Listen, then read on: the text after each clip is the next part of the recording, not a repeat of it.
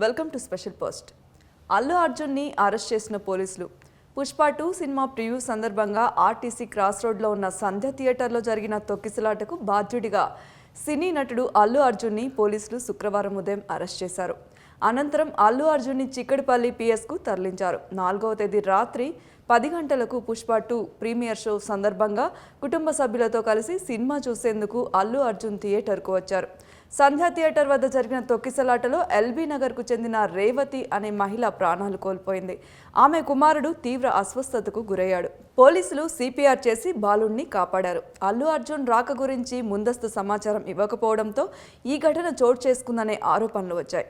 ఈ ఘటనలో ఇప్పటికే థియేటర్ యజమాని, మేనేజర్ను అరెస్ట్ చేశారు. ఈ కేసులో ఇప్పటికే 4గురిని పోలీసులు అరెస్ట్ చేశారు.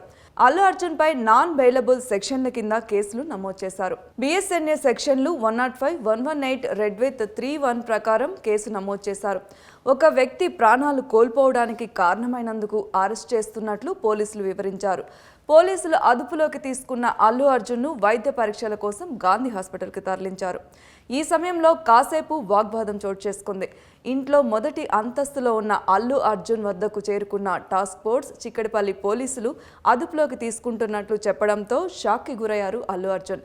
ఇంట్లో షార్ట్స్ ధరించి ఉన్న అల్లు అర్జున్ని లిఫ్ట్లో క్రిందికి తీసుకొచ్చిన దృశ్యాలు వైరల్ అవుతున్నాయి. బెడ్రూమ్లో ఉన్న అల్లు అర్జున్ని పోలీసులు అరెస్ట్ చేస్తున్నట్లు చెప్పడంతో పోలీసులకు సహకరిస్తూనే దుస్తులు మార్చుకునేందుకు అవకాశం ఇవ్వరా అని అడిగినట్లు తెలుస్తోంది.